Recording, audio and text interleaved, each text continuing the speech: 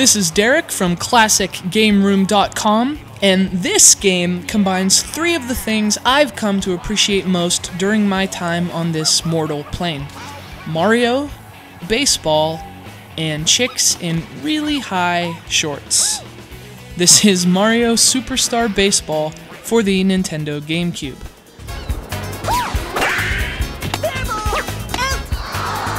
Now, I know what you're thinking. Geez, Mario Baseball, Mario Tennis, Mario Soccer, when will it end, Nintendo? Well, here's the thing about that. Especially through the GameCube era, Mario sports games were awesome.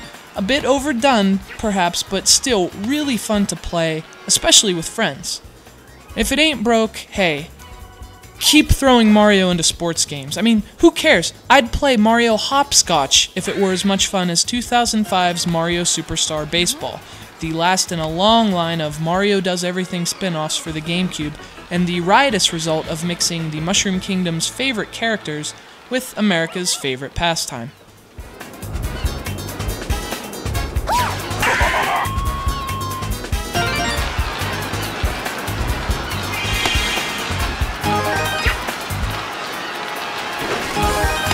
Mario Superstar Baseball is, at its simplest explanation, a quintessentially Nintendo interpretation of the greatest sport on Earth. It sheds baseball of its endless minutia to instead provide a much simpler, much faster, arcade-like version of the sport. Now, the rules are basically the same as they've been for the last 100 years or so, although, as one would expect, Mario and friends make a few adjustments which, if implemented to the sport itself, would make Abner Doubleday roll over in his grave. So here's the deal, you'll pretty much play a normal game of baseball, but with minor exceptions like, oh, I don't know, the ball catching fire. Kinda puts the term heater in a whole new light, doesn't it? See, there are 30 Mario characters from which to assemble teams in Mario Superstar Baseball, and a few of the most prominent characters are able to use special powers to really turn the tide of a game. For example, Mario can pitch a blisteringly fast fireball, Peach's throws to the plate disappear in a puff of flower petals, and Bowser actually throws a looping bullet bill to the plate. And these abilities translate to batting, so when Mario hits a ball, it can fly off his bat with the same fiery force as when he throws it, causing obvious problems for fielders. I mean, I've seen past roommates use my baseball glove as an oven mitt, but never when the casserole is on fire.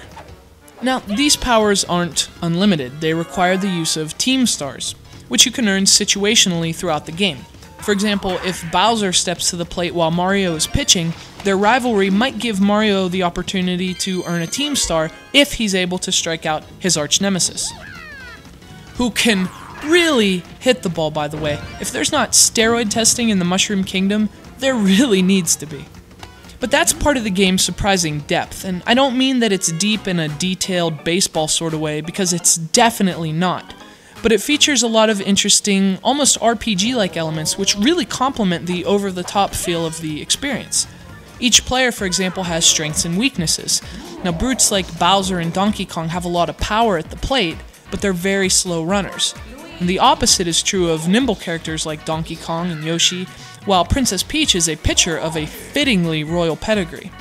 The differences between the characters are ample enough to allow you to really create a diverse lineup, and to position players according to their abilities. That's really cool, and it's actually loyal to the sport itself. There's also some interesting intricacies to the play mechanics.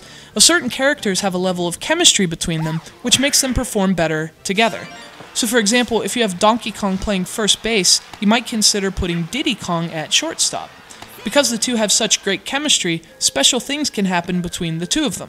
When fielding grounders, for example, Diddy Kong might throw the ball to first a lot faster if Donkey Kong is playing there, which obviously makes things much more difficult for the opposing team. This chemistry mechanic works perhaps even better at the plate. If Luigi belts a double and he's in scoring position when his brother Mario comes up to the plate, Mario will be much more likely to drive him home thanks to the chemistry between the two of them. It's over-the-top stuff, but it definitely allows for some strategy when building a lineup and positioning your fielders, especially considering that some characters have very poor chemistry, which can adversely affect their performances. Of course, over-the-top stuff is the most obvious facet of this game, as it should be given the characters, and Mario Superstar Baseball strikes a very nice balance between gameplay and gimmicks. In addition to all the bizarre powers some of the characters yield, the baseball fields themselves play a role in the game. Mario's beautiful seaside stadium is the only field where a clean game of baseball can be played. In contrast, piranha plants sprout throughout Yoshi's grassy field and often have a huge impact on the game. They might knock over a fielder who's trying to make an easy play. They might gobble what might have been an easy double and spit it to a waiting outfielder.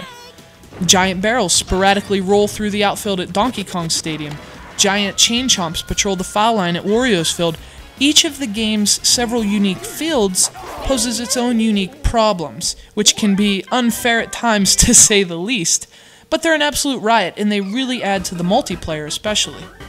And hey, is getting robbed of a rightful base hit any worse than getting slammed in the back with a blue shell in Mario Kart? Life isn't fair in the Mushroom Kingdom, that's just the way it is.